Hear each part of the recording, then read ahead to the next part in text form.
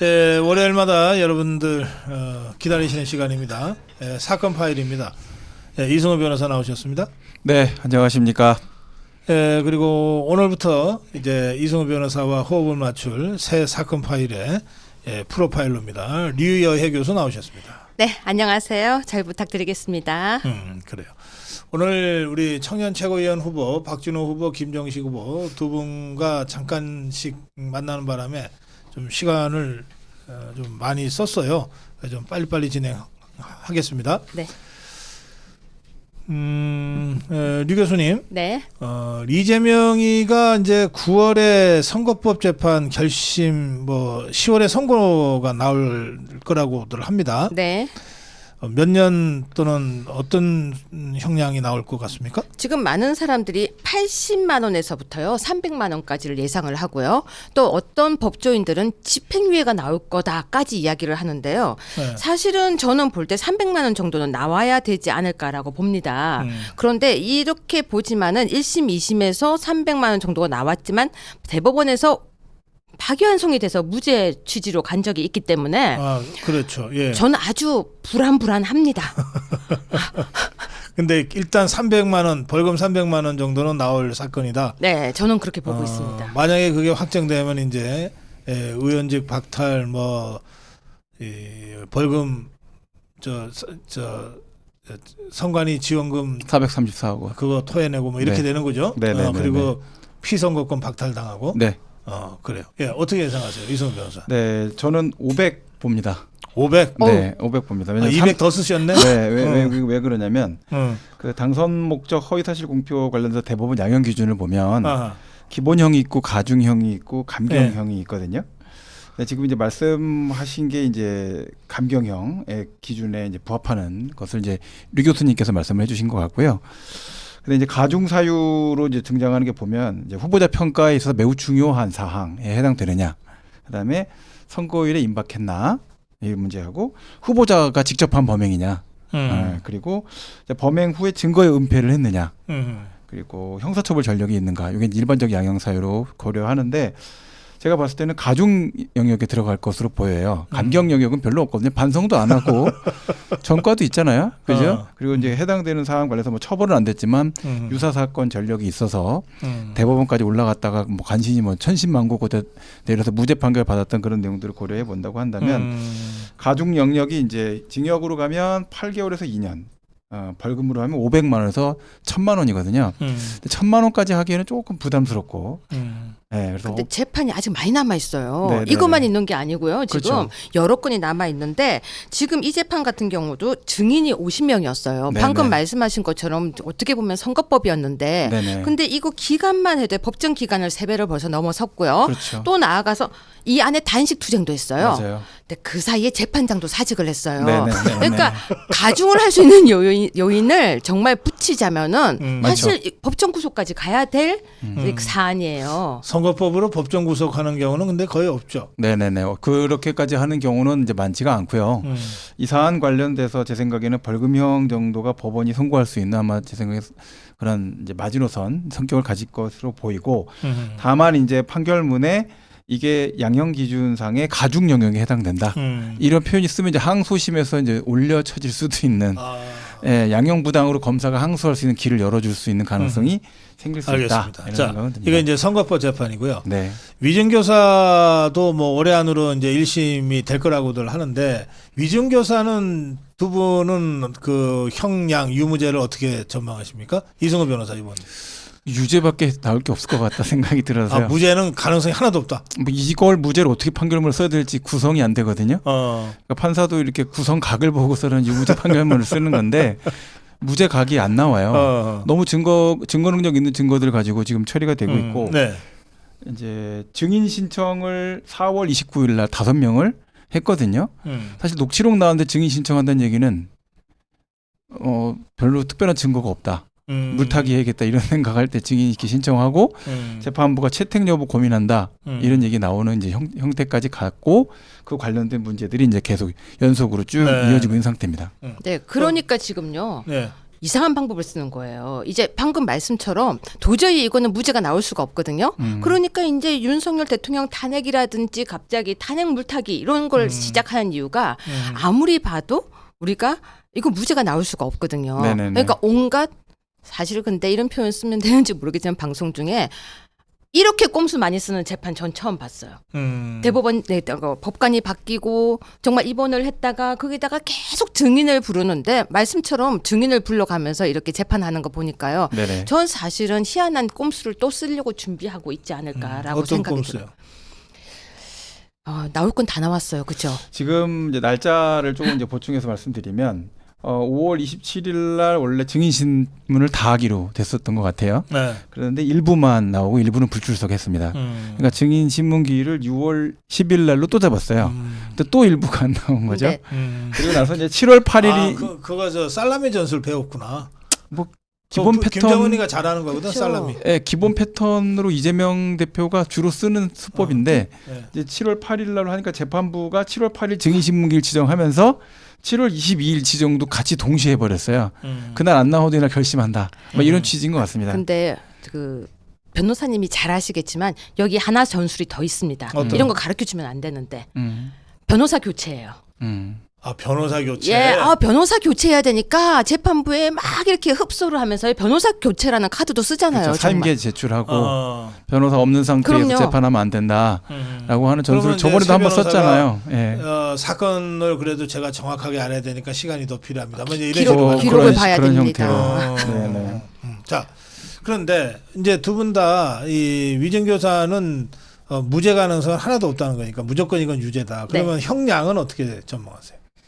진짜로 저는 이게 어려웠어요. 어떻게 보세요, 변호사님은? 저요? 예. 저 위증교사에서 우리나라에서 그렇게 생각보다 형량을 세게 선고하진 않습니다. 그래요? 생각 예, 그래서 제가 이게 그 어려워. 나쁜 짓인데 네, 위증교사는. 위증교사에서 1년 구형 나오는 경우도 많이 못 봤고요. 그거 1년 사법방해잖아, 쉽게 6개월에서 말해서. 뭐서 보통 선고하면 10개월 정도 선고하거나 10개월에서 1년 정도 형량 선고되는 경우가 대부분인 것 같습니다. 어쨌든 그래도 그거는 저 징역형이네요. 네, 그렇습니다. 네. 벌금이 아니고. 지금 현재 상태에서 위증교사 같은 사건, 특히 위증 사건 같으면 본인이 반성하지 않으면 집행유예를 선고를 못 하게끔 돼 있어요. 정책적 지침이요. 양형상 그렇게 네, 돼 그래서 있어요? 제가 잘못했습니다. 인정을 해갖고서는 반성을 한다. 그럼 이제 집행유예 선고를 해줄 수가 있는데 이 국가적 법익이잖아요.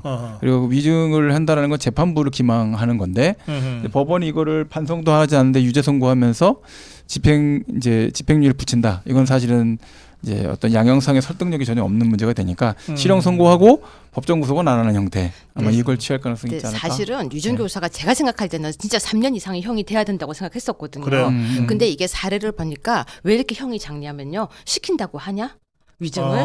그래서 시킨 사람이 생각보다 형이 작다고 그렇게 나와 있더라고요. 그러니까 그 말도 근데 일리는 또 있잖아요. 시킨다고 위증 교사를 한다고 해서 다 위증을 하는 건 아니니까. 네. 하지만 저는 형이 좀 부족하다고 생각을 해요. 아니 그거는 살인교사 한다고 해서 다 살인하냐? 하고 살인교사형 감형하는 거랑 똑같은 얘기네. 이게요, 박사님, 우리가 생각하는 것보다 재판부가요, 밖에 아까 안에서도 우리가 그 얘기를 했지만 생각보다 고무줄 잣대가 되게 많아요.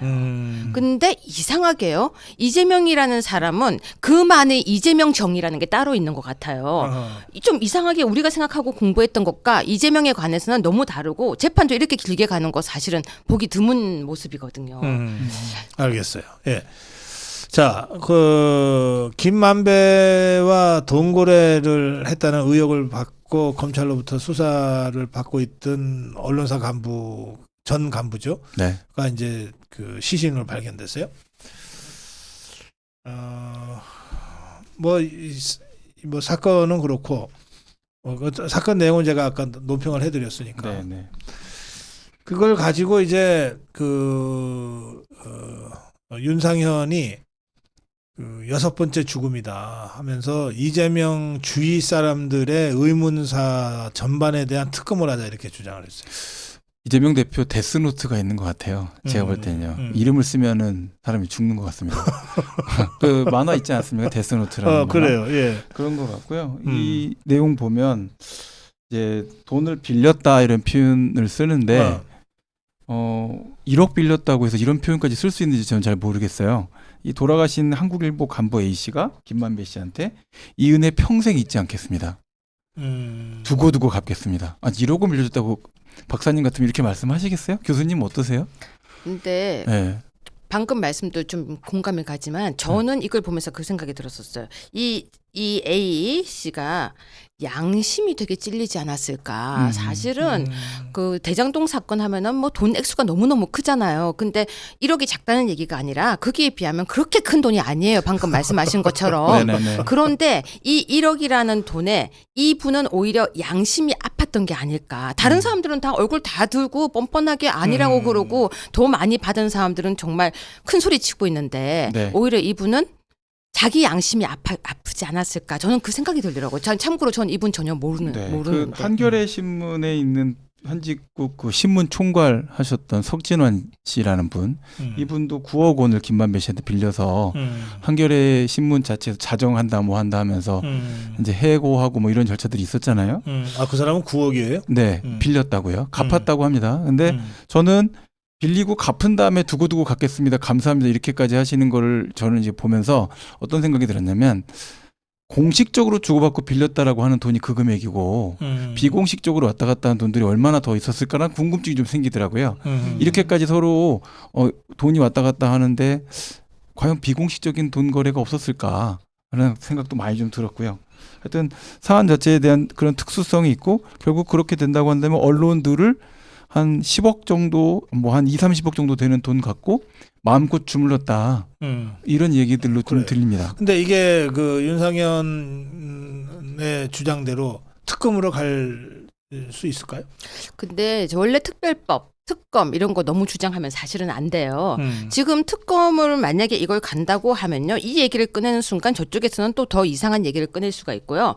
사실 특검 아니고 실제 수사하면 돼요. 이거는 굳이 특검으로 갈 필요가 없어요. 그리고 특검 우리 잘 안 믿습니다. 사실은 옛날에 박영수 특검이 지나가고 난 뒤에부터 사람들이 특검을 믿지 않았어요. 박사님 그때 기억나십니까? 항상 2시 반만 되면요. 뜨검은 이러면서 기억 안 나세요?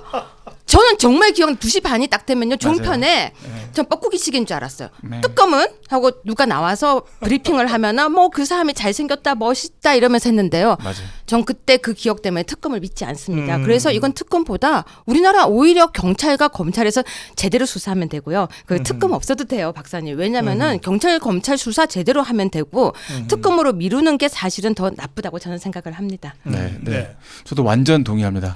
특검이라는 거는 비상설 형태고요. 정치적 제도거든요. 그럼요. 네, 이거는 사실은 수사하는 게 정치적 목적으로 악용하는 형태가 될 가능성이 높은 부분이라서 네. 지금 이와 같은 형태의 내용이라면 적극적으로 검찰청에서 수사를 해야 되는 그런 사안의 성격을 갖고 있다. 라고 그냥 저는 생각을 합니다. 네.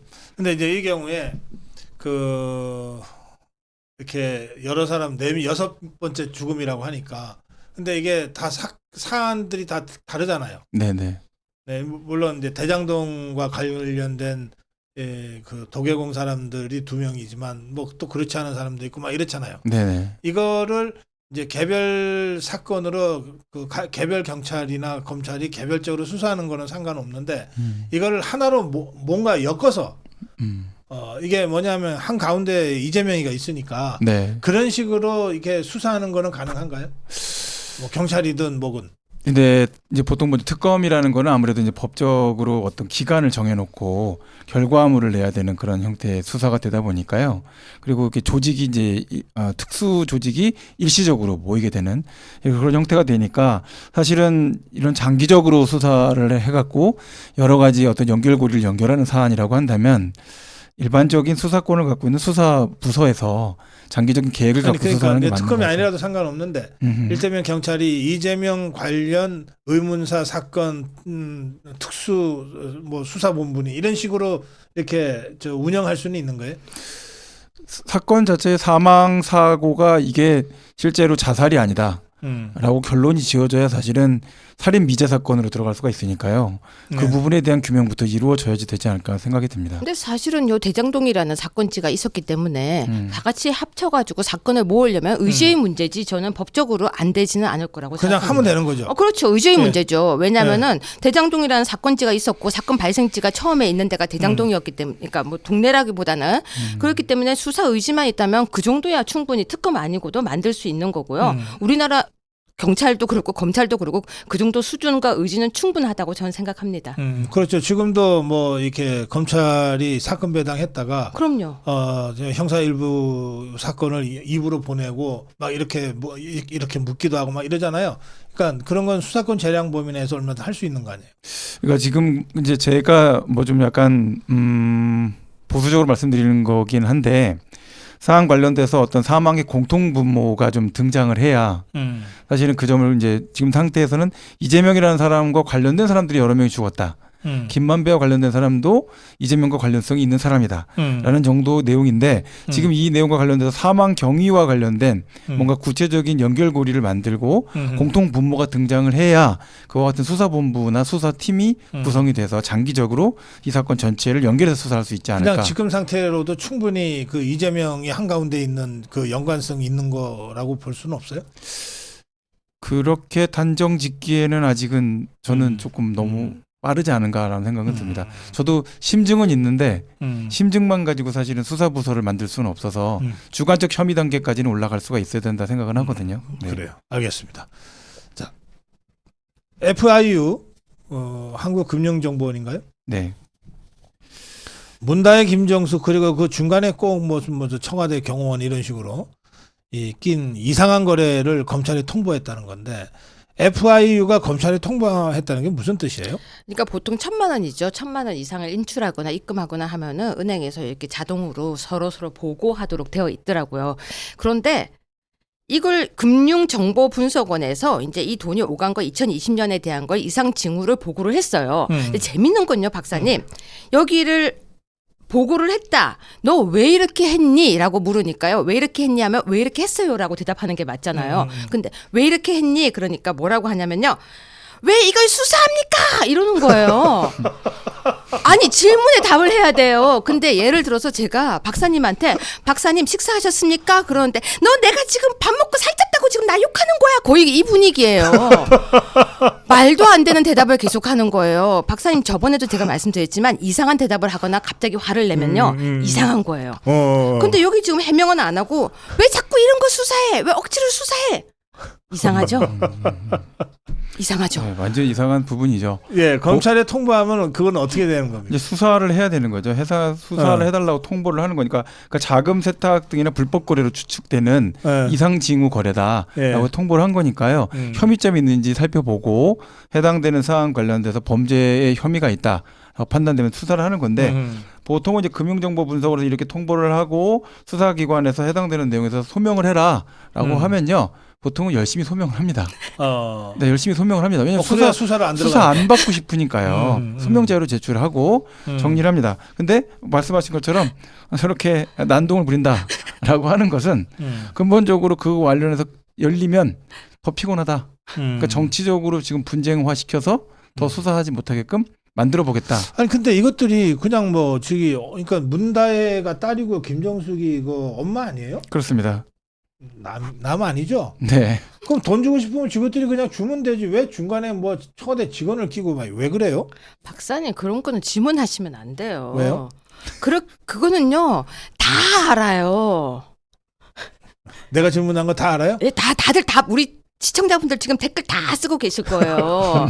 아니 이렇게 주면 될 건데 왜 그렇게 왜 못 중간에 주겠냐? 꼈냐고. 아까 말씀드렸잖아요. 검찰이 마구잡이 수사하고요. 언론 플레이로 우리 의혹을 부풀리고 있는데 억울해요. 묻는 말에 답하라니까요. 자, 엄마가 딸에게 딸이 엄마에 대해 돈을 줄 때는 직접 주면 되지 왜 제3자를 꼈나요? 이러면 돼요. 그렇죠. 그러니까. 캥기니까요. 아니 근데 그 3자가 끼는 바람에 이게 이상한 거래로 된 거 아니에요? 노출되지 않을 거라 생각했던 거죠. 네, 그렇게까지는 조사가 들어오지 않을 거라 생각을 했던 거죠. 직업들 딴에는 네, 직접 주고받을 수 없는 돈을 받았기 때문이다라는 생각을 지울 수가 없습니다. 박사님 그런 걸 보고 뭐라고 하는지 아세요? 뭐라 그래요? 타조전법. 타조? 네, 이불 속에 머리 집어넣고 엉덩이 이만큼 내밀고 나 타조 아니에요 이러는 거예요.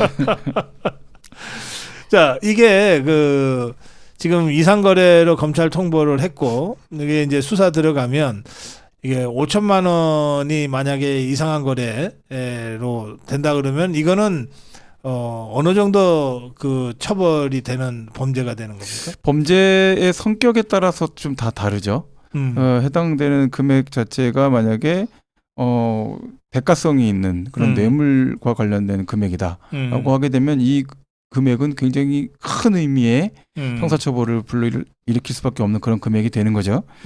자, 그래서 그렇게 되면 뭐 10년 이상의 징역을 받을 수 있는 이런 사안으로 갈 수 있는 그런 형태의 돈이다라고 볼 수가 있고요. 그냥 단순 이제 외환거래법을 위반한 형태의 캐리다 이 정도가 된다고 한다면 그거는 사실은 큰 처벌의 대상은 안 될 수가 있습니다. 근데 여기에서 굳이 청와대에 있는 비서관들이 동원이 될 필요가 있었을까라고 생각해 본다면 그 돈은 빙산의 일각일 가능성도 있다라는 생각도 드는 거죠. 그 중에서 일부가 포착된 거고 일부는 포착되지 않은 것이고, 자, 이렇게 된다면 이게 어떤 새로운 큰 사건으로 가는 게이트가 될 수도 있는 거죠. 이런 측면으로 본다고 한다면 지금 불법 거래 관련된 수사 통보와 관련된 문제는 이제 어떤 비밀의 화원이 열리는 열쇠일 수도 있다, 이런 생각이 듭니다. 네. 그래요. 자, 김진표라는 자가 국회의장을 하고 그만뒀어요. 그만두고 나서 뭐 얼마 안 됐는데 바로 회고록인가를 썼다가 이제 사고를 크게 쳤는데, 유 교수님, 네. 이거 어떻게 보세요? 김진표?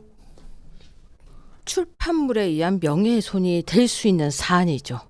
근데 사실은요, 너무 재밌는 게 얼마 전에 문재인도 회고록을 썼어요. 그 다음에 타지말 간 것에 대해서 올라불라 썼는데 이상하게 써요. 사람들이 이상한 건 책에다가 자기가 쓰면 그게 무슨 진실인 줄 알아요. 자기가 자기 펜 들고 글을 쓰면 자기가 쓴 거에 다 진짜라고 생각을 해요. 그리고 자기가 말을 하면 그 말하는 게 진짜라고 생각을 해요. 그러다가 말하다가 좀 이상하면 뭐라고 하는지 아세요? 아님 말고 그래요. 근데 지금요, 김진표라는 사람이 어쨌거나 책을 썼는데 이제 법적 책임을 물을 시간이 된 거죠. 왜냐하면 함부로 책을 쓰거나 표절이 문제가 아니고요.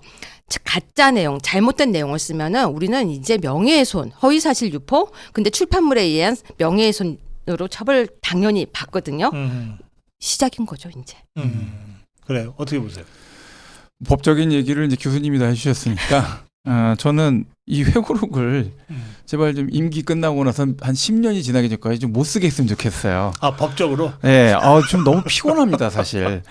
그러니까 기억력이라도 좋은 분들이 좀 솔직하게 쓰시는 회고록이면 뭐 외교적인 비난이나 정치적인 부담을 떠안고 뭐 들어라도 주겠는데 그 며칠 만에 뒤집으실 얘기를 뭐하러 꺼내셔갖고 그런 형태에다가 이로 인해서 발생되는 여러 가지 파장은 사실은 남아있는 분들이랑 국민들이 다 감당해야 되잖아요. 이분은 인지 올라가고 노이즈 마케팅 하셔서 책 파셔서 돈 버실 거 아니에요. 그러니까 이거는 제 생각에는 뭔가 국가적인 단위에서 손해배상을 좀 청구하고 싶어요. 가처분 하면 되잖아요. 네, 그러니까 책 가처분. 책 가처분 관련돼서 그 가처분을 법원이 그렇게까지 쉽게 인정을 안 해줍니다. 네. 아까 제 댓글에서 제가 봤는데, 그러니까 정치권 관행으로 보면 이게 분명히 지가 직접 안 썼을 거라는 거예요. 네. 그렇죠. 말하면은 옆에서 받아서 아니 무슨 적잖아요. 의장 그만두고 며칠 됐다고 그 사이에 원고를 완성해서 인쇄를 해갖고 출간을 하냐고. 지가 직접 안 썼을 거고 제대로 읽지도 않았을 거다. 그러니까 그 책에 그런 내용이 있는지도 잘 몰랐을 텐데 뒤늦게 이게 문제가 되니까 그때서야 들여다보고 가만히 있어봐, 이거 내가 이렇게 썼나? 이러고서 급하게 꼬리 내리고 있는 상황 아니냐라고 하는 이 해석이 있어요. 어떻게 보세요? 그거? 근데 이런 구체적인 내용을요, 기억을 못하고 자기가 쓴 걸 기억 못하면 약간 검사 받으셔야 돼요. 아니, 이 정도 자기 책에 이건 되게 미묘한 내용이거든요. 이것까지 아니, 직접 안 썼으니까 이런 게 책에 있었는지도 몰랐을 거다 이거지. 직접 안 써도요, 미묘한 부분은 원래 확인해요. 원래 더 예민하기 때문에. 근데 이걸 내가 안 썼는데 이 내용이 있다고 하면 진짜 검사 받으셔야 돼요. 무슨 검사? 치매? 아니, 왜냐면 본인이 하고도 안 했다고 하면은요. 그런데 참 이상한 건요, 박사님, 사람들이 그런 얘기해요. 그날 그 자리에서 내가 받아 적었어요, 이렇게 말을 많이 하거든요. 근데 사실은요, 똑같은 말을 해도 받아 적을 때도 엉터리로 받아 적는 사람들도 있어요. 그리고 우리 세 명이서 게임을 해도요, 옆에서 전달하는 거 이렇게 옮겨가면 여기까지 가면 말이 바뀌어 있을 때도 있거든요. 그런데 이게 또 받아 적는다고 하는 것도 좀 웃겨요. 뭐냐면 이제 이게 대통령이잖아요. 그렇죠. 대통령과 이제 독대예요. 네. 그런데 대통령이 뭐라 그러는데 아무 말도 안 하고 갑자기 메모지 꺼내서 이걸 받아 쓴다는 건 말이 안 돼요. 그러면 어떻게 되냐면 대통령님 지금 하신 말씀 제가 좀 메모를 해도 되겠습니까? 되게 이렇게 하고 아유 메모하세요. 네. 그래야 비로소 이게 메모가 되는 거거든. 네. 그럼 과연 그랬겠느냐 이거예요. 그러니까는 이 받아 썼을 리가 없지. 그리고요 받아 쓰는 장면을 한번 제가 재현해 볼게요. 박사님이 말씀을 하셨어요. 근데 제가 받아 적을게요 하면 이미 말씀이 지나간 상태거든요. 그렇지. 예. 그러면 자기 기억에 엉터리를 적고 있는 거예요. 음. 그렇기 때문에 받아 적었다는 것도 저도 박사님처럼 말이 안 된다고 생각을 예. 해요. 지금 뭐 이 저 김진표가 받아 쓴 게 아니고 김진표의 말을 뭐 무슨 저 누구 박홍건인가 누군가가 네. 뭐 박홍건이 맞아요? 음. 뭐 이렇게 받아 썼다 뭐 이런 식으로 해서 뭐 그렇던데 어쨌거나 이게 그 지금 김진표가 바로 꼬리 내리는 걸로 봐서는 뭔가 이거 저 팩트가 아닌 것 같죠? 사실관계가 안 맞는다고 판단을 해서 이야기가 이렇게 정리가 되는 것 같고요. 교수님 말씀하셨지만 이 정도의 사실관계는 본인이 구술하지 않았으면 나올 수가 없어요. 네, 이거는 두 사람 사이에서의 독대에서 나왔던 대화 내용이다라는 거고요. 네. 정황상으로 그런 정황은 있었다라는 거 아닙니까? 그러면 이와 같은 사실관계에 대한 구술은 창작될 수 있는 게 아닙니다. 예, 그렇게 된다고 한다면 잘못된 구술과 관련된 내용들을 확인하고 그 내용과 관련된 내용들을 기재를 했다라고 생각이 되는 거고요. 지금 이제 교수님도 말씀하시고 박사님도 말씀하신 것처럼 사실 많은 사람을 만나고 많은 사람들 관련된 지휘 감독이나 업무 처리를 해야 되는 일정에 계속 쫓기는 사람 입장에서는 모든 것들을 다 확인하고 모든 것에 대해서 다 일일이 체크할 수가 없어요. 그건 불가능하다라고 저는 생각을 해요. 자, 그런 점과 관련돼서 이 김진표 의장의 이런 여러 가지 내용에 대해서 형사적인 책임과 별개로 대통령은 더 많은 일을 수행을 하셔야 되고 더 많은 일정 속에서 여러 가지 일들이 처리가 되거든요. 근데 모든 의사결정을 대통령이 다 일거수일투족을 본인이 결정해서 이와 같은 일을 지고 그래요. 책임을 진다. 이런 주장들을 이제 민주당도 좀 거두어드리는데 이 점을 좀 참고해야 되지 않나 생각도 많이 듭니다. 자, 시간이 별로 안 남았으니까 마지막 주제로 갈게요.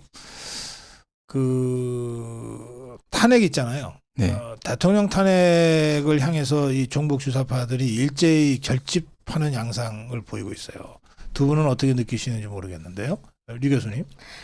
사실은 박사님이 방송을 하셨죠. 탄핵의 시계라고요. 근데 저는 오히려 이런 생각이 듭니다. 저 못된 것들이 또 똑같은 짓을 하는구나. 사람이 한 번 당하지 두 번 당하지 않습니다. 이제 눈에 다 보여요. 네. 그리고 우리는 누가 누군지 다 보이기 때문에요. 탄핵의 시계를 아무리 돌리고 싶어도요. 이제 탄핵의 시계는 고장이 났고 고장이 난 시계도 하루에 두 번은 맞거든요. 그렇지. 하루에 두 번은 맞더라고. 하루에 두 번은 맞아요. 고장난 시계가. 그래서 볼 때는 맞아 보이겠지만 국민들이 이제 옛날과 다르게 안 당해요. 왠지 아세요? 이제는 뜨검. 박영수가 없기 때문입니다. 탄핵의 시계가 아무리 돌고 하루에 두 번 맞아도 국민들은 이제 다 알고 누가 누군지 정확하게 보고 있습니다. 절대 그런 일 없습니다. 예. 네, 저는 탄핵 이야기를 계속 그렇게 주장을 하고 그거 이제 또 동조하는 분들이 댓글을 많이 다는 걸 이렇게 보면서 전 두 가지 생각을 합니다. 민주공화국이라는 걸 도대체 어떻게 생각을 하고 있을까? 이 점에 대해서 굉장히 큰 우려가 있고요. 두 번째로는 이와 관련돼서 탄핵이라는 것을 마치 무슨 아파트 입주자 대표의 동대표 갈아치우는 것처럼 생각하는 것인가. 도대체 사유가 있건 없건 내가 기분 나쁘면 나의 인지 감수성을 고려해갖고선 넌 나가야겠다 이렇게 생각하시는 그런 형태로 생각하시는 것인가. 그렇게 해갖고 과연 대의제 민주주의 국가가 존속이나 할 수 있을 것인가. 자, 이런 문제에 대한 생각을 하게 되고 보충적으로는 그런 분들은 시진핑, 김정은, 푸틴에 대해서 굉장히 관대하게 댓글을 다세요. 저는 권위주의 체제를 원한다라는 취지로 들리기도 해서 그러면 대한민국은 좀 더 민주주의에서 후퇴해서 권위주의 체제로 돌아가야 돼, 복고로 가야 되는 것인가 이런 생각도 좀 많이 듭니다. 그래서 저는 탄핵하자는 주장에 대해서는 전혀 찬성할 수가 없고 탄핵이라는 절차 제도와 관련돼서 말씀하신 것처럼 과거와 같은 그런 동력도 갖고 있지 못하다라는 생각을 합니다. 그 우리 류 교수께서 8년 전에 한 번 당했지 또 당하지는 않을 거다 이런 말씀하셨는데 또 전혀 동의할 수 없다 그러셨는데 그러나 지금 뭐 8년 전에도 뭐 탄핵 당하고 싶어다는 건 아니잖아요. 그때는요. 그러니까 지금 우리가 맞아요. 그런 8년 전에 그 처참한 실패를 되풀이하지 않기 위해서 뭘 해야 되는지 그 말씀을 좀 마무리 말씀으로 듣고 싶습니다. 이성우 변호사. 저는 그 탄핵할 때 가장 큰 어려움이 발생됐던 것 중에 하나는 자중질환이었다 생각해요. 내부에서 서로 간에 총격전이 거의 벌어졌고요. 내부에서 서로 더 앞장서서 누가 더 먼저 탄핵에 앞장설 것이냐를 갖고서는 국민의힘, 새누리당이었죠. 당에서 서로 앞장서서 서로 싸우고 이탈했어요. 그런 과정이 발생되지 않는 게 가장 중요하다고 생각하고요.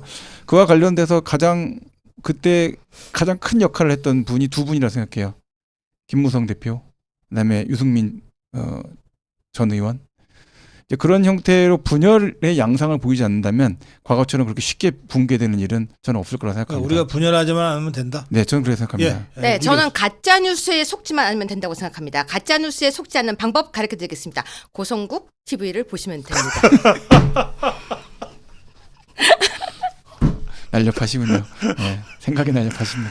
여기 저 남희님이 아까 고장난 시계는 하루에 2번은 맞는다 그랬죠. 네. 2번은 또 못 맞게 고장난 시계는 깨버려야 돼. 맞네요. 네, 그거 하루에 2번 맞는 바람에 착각하게 만들거든. 이것들이. 맞아요. 네. 네, 완전히 박살내버려야 된다고. 맞네요. 예, 오늘 사건 파일은 여기서 마무리하겠습니다. 원래는 좀 시간을 길게 가지고 다른 좀 사회적인 현안도 좀 다루려고 원래 계획을 했었는데 오늘 전당대회 출마하는 청년 최고위원 후보 박진호 후보, 김정식 후보 두 분을 갑자기 저희가 초대해서 대담을 하는 바람에 시간을 충분히 갖지를 못해서 오늘 여기서 마무리하게 됐습니다. 두 분 고맙습니다. 네, 예, 감사합니다. 고생하셨습니다.